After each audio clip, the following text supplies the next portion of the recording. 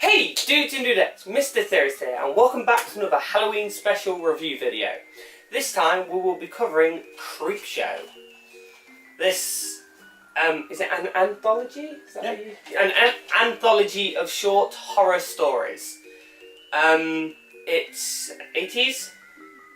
Early 80s movie that's kind of loosely based off kind of a comic-y series, but is it based off them or is it based off its own kind of? No, it's kind of like a tribute to 1950s horror comics. So it's done in the deliberate style of a comic anthology of about 3 or 4 short stories entwined into one film. And it's done as very much of a camp kind of horror movie style. Visually, it looks like, the way they've lit it, the way they set it, and also animation, they make it look very much like a comic book. Yeah, and I love it. I'll go briefly over which each the 5 stories we have. The first one is a rich family meeting up as they do every year, and they tell this new husband that's been kind of brought into the family of the legend of their older relative who supposedly killed her father. And then every Father's Day they meet up and she mourns her father's death because possibly she killed the father. But this year the father rises from the grave as a weird skeleton zombified thing and decides that remember that when the mother of the family killed him, it was on Father's Day. Yes, it was on Father's Day. He wanted his cake. That's why they meet on this specific day, which is Father's Day, because that's when she killed him. And this zombie is determined his cake to get his cake. And he gets his cake. Yes. In the form of... he takes his daughter's head off. And makes it into a cake. And decorates it in frosting and makes a cake out. And that was the end of that one. Yeah, they're very short stories. And the second one. The second one, is that the drowning one? No, the second one's the space one. With the meteor. Oh yes, the second one is a hillbilly who finds a meteor and thinks that he can make money off of it, but it's too hot to touch, so he pours water over it, snapping it in half, and he's like, oh no, what am I going to do? But he's like, oh, goo leaks out of it. I'll sell the 2 halves. He pulls the 2 halves out, and there's this weird blue goo that goes all green overnight, and his whole farm starts being covered in greenery. Yay! We've solved the planet's problem. Just have a meteor with green stuff in it. It's cool. But it also infects him as well, and over the course of this short story, he slowly turns into a moss thing, and the whole house begins to get taken over by plants. Much more fun. I mean, the music in it was just amazing. This one was just... Pure comic book 1950s science fiction cheese. Everything about from the lighting was just like extreme greens, extreme reds. Yes. And off angles, and it was just beautiful. I mean, it was a hilariously dark story, and it was just by one actor. Yeah, we say actor because, as Alex pointed out to me, it's Stephen King. It's actually Stephen King who did this. For the most part, there is like 2 actors that are in this. There's 3. There's one guy who turns up for a 30-second kind of monologue. This doctor, it's mainly professor, person, slowly getting taken over by the moss, and it's just a story. It's hilariously funny. I can't remember if Stephen King's had guest appearances in other movies, but this is the only thing I've ever seen him act. Yeah, he was the only acting character in this for at least 99% of it. It's quite fun actually.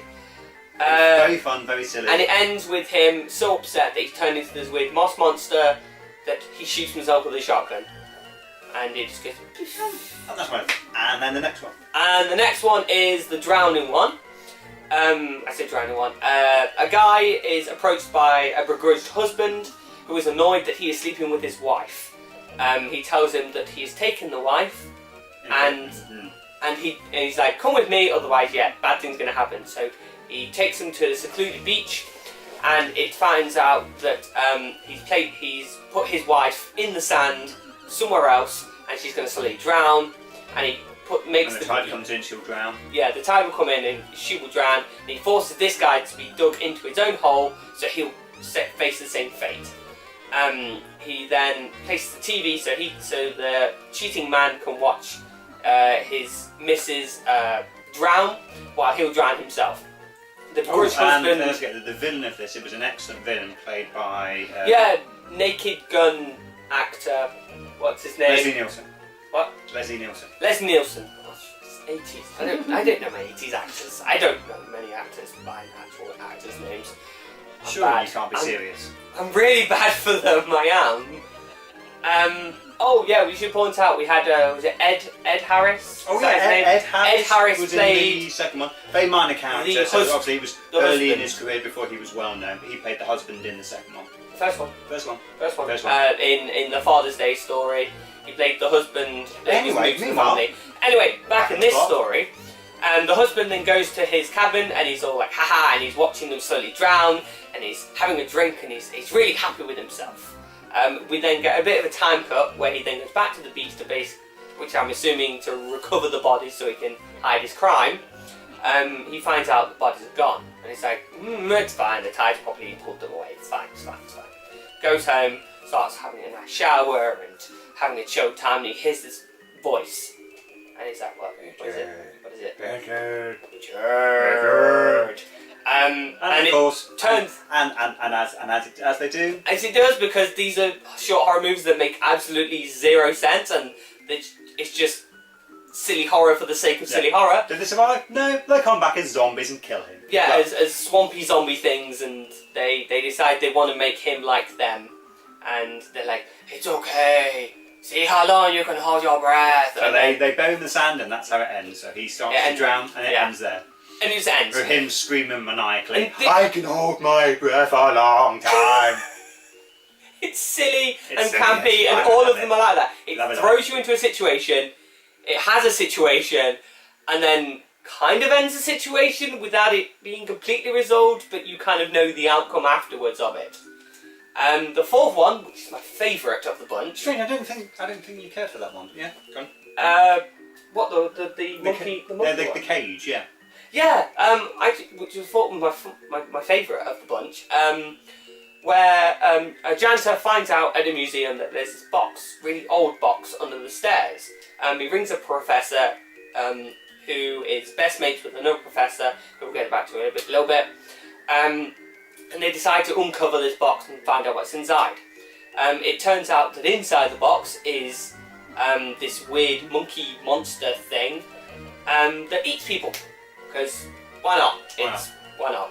Guy in a monkey suit that eats people. Yeah. But it's a good math. I mean, it's creepy. It's creepy, but it's also a bit silly because it's a guy in a monkey suit. The mask was brilliant. They're all of them though. They are all that very silliness to them. They are very silly. They're fun. And the guy really freaks out, so he goes to his other professor's friend, who we met at the beginning of it, who keeps fantasizing about killing his wife. Because his wife's a bit of a drunk and belittles him a lot, and he's just not very happy. The guy who watched the janitor get eaten by the monster can't form words, so his friend's like, okay, let's have a drink, let's calm down, and he drugs his friend and knocks him out. Care of it. Just decides it goes off to the university and cleans up the blood of the janitor. And it's like, okay, and he does it really calmly and just kind of. And wrote a letter to his girlfriend, to his wife, going, oh, yes, it turns out there's another incident. These incidents have happened before. It's okay, though. If you come and help me to clear up this latest incident. And I'm not sure, was he expecting something to be there and always planned it, or was it just I don't know. I think you might have missed, I think the professor who had the box with the monkey monster in told him there was a monster there. He actually did tell him about the monster. He so he knows believes his friend outright, didn't he? That was killing people. Yeah, so he took it on the hunt. Yeah. Something killing people. I'll get my wife to come. Tricks his wife into seeing this box, and his wife gets eaten. Nom nom nom nom nom. Nomming, nomming, nom. And this one ends with the two professors. Oh yeah, he manages, because each time the creature kills someone, it goes back in the box. Yeah. And so it was in the box, so he tied the box up. Oh yeah, and then tells his friend that he's dumped it far away, and it's okay, so everything's fine now. Helped his friend cover up his crime, but at the same time used it to kill his own wife. Kill his own wife. Yeah.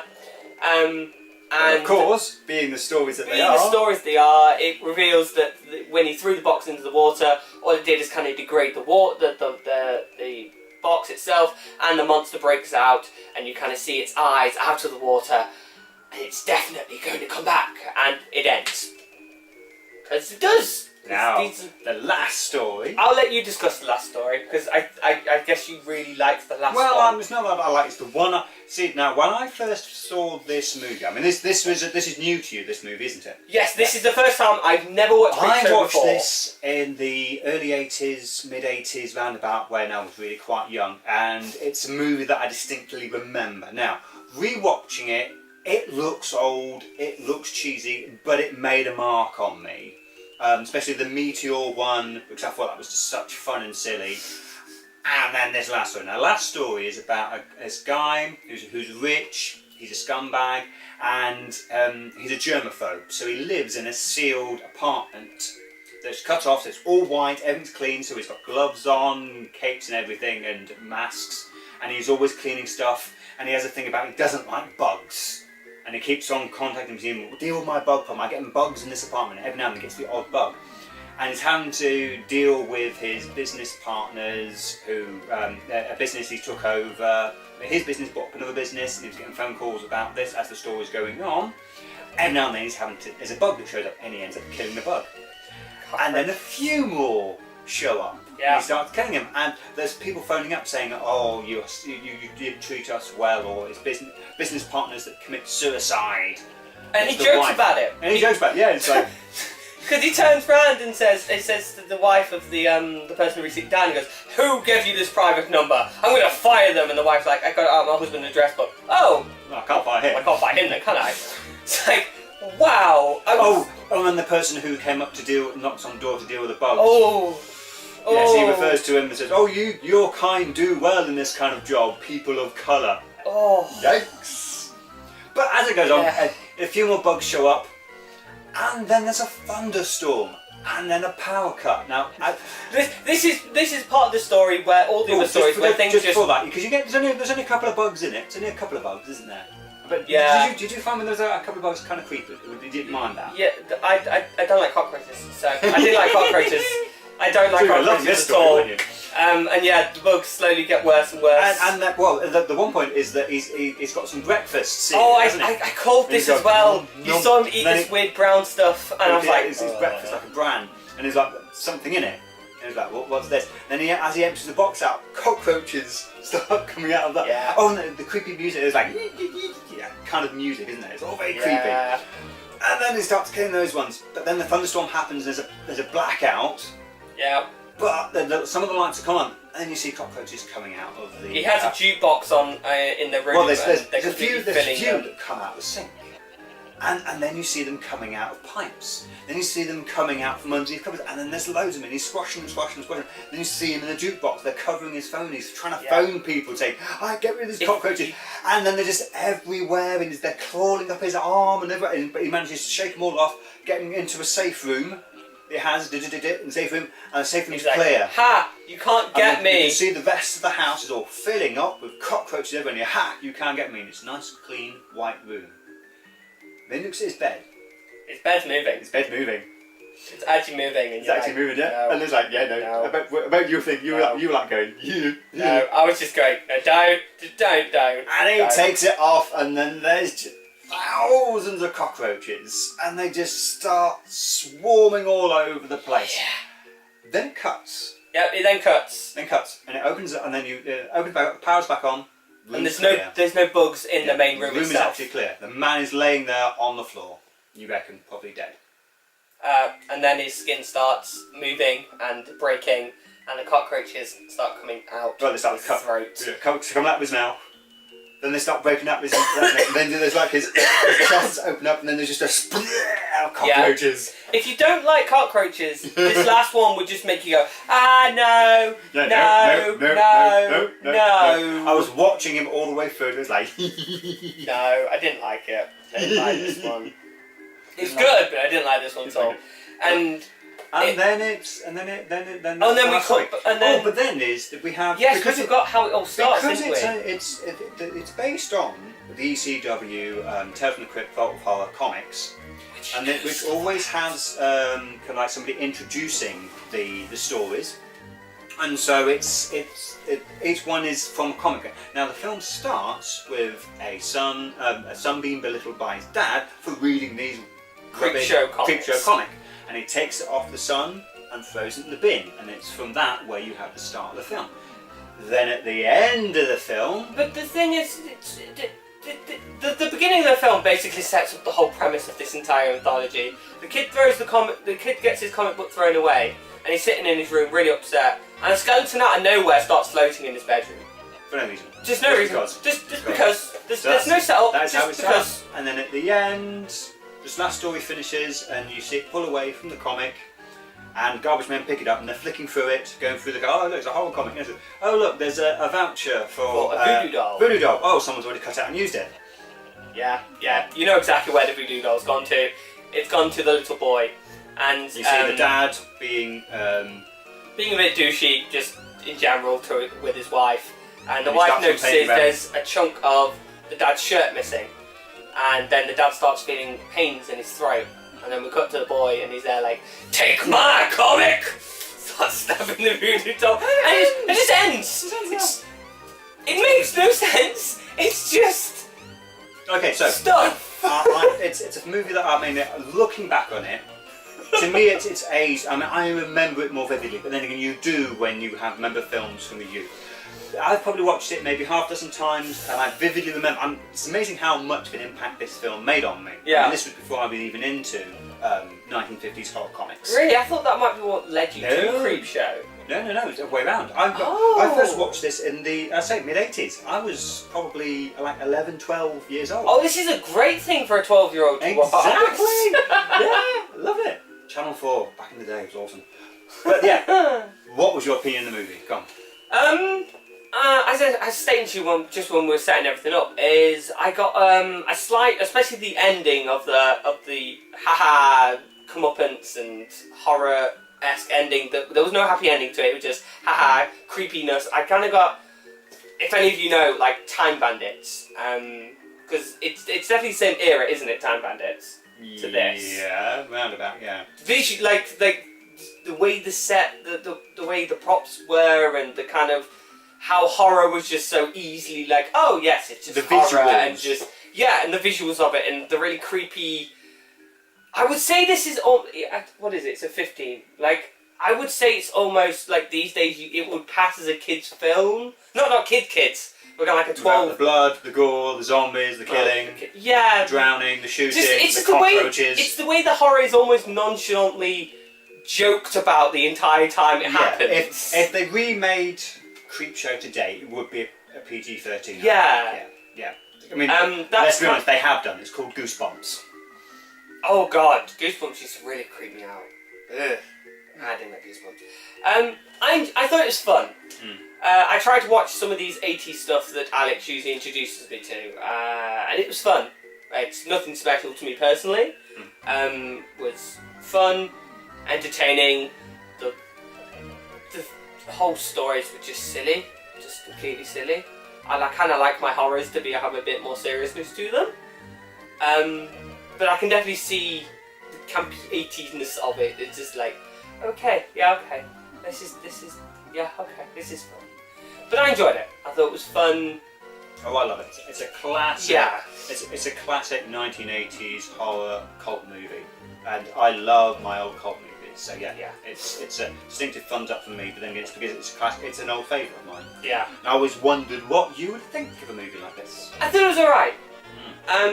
Personally, I prefer my stories to be a story, not stories. Anthologies. I tried to watch a couple of anthologies. Some more recent ones like are on Netflix and stuff, and I like them, they're fun, but I think I just prefer... You want something with more substance. Yeah, more characters. It's just... Yes. Okay. But I don't think it's bad, I think it's fun.